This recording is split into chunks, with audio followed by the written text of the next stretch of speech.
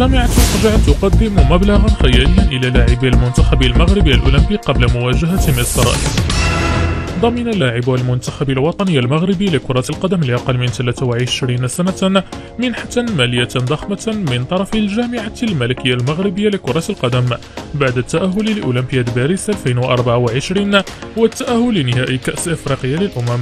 وسيحصل اللاعبون على منحة قدرها 20 مليون سنتيم في انتظار الحصول على 30 مليون سنتيم في حال التتويج بلقب كأس إفريقيا لأقل من 23 سنة عندما يواجه مصر يوم السبت المقبل انطلاقا من الساعة 9 مساء.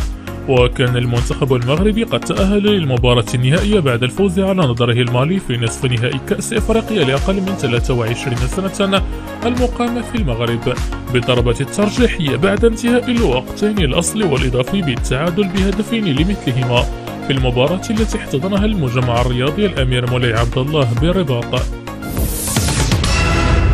عبد الصمد الزلزولي قائد المنتخب المغربي يتجاهل مصر ويؤكد على أحقية المغرب باللقب.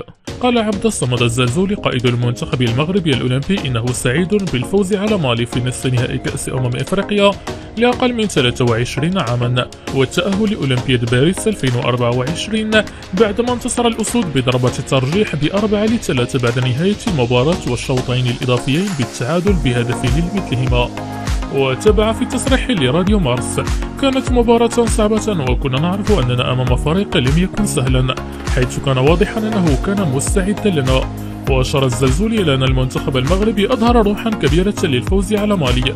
وحول الصعوبات التي وجدها في المباراة أضاف: لا أكون كل يوم في أفضل حال لكن المهم أن أعطي كل ما في جعبتي من قوة في المباراة وهذا ما ساعدنا كمجموعة على الفوز أمام منتخب بقيمة مالي.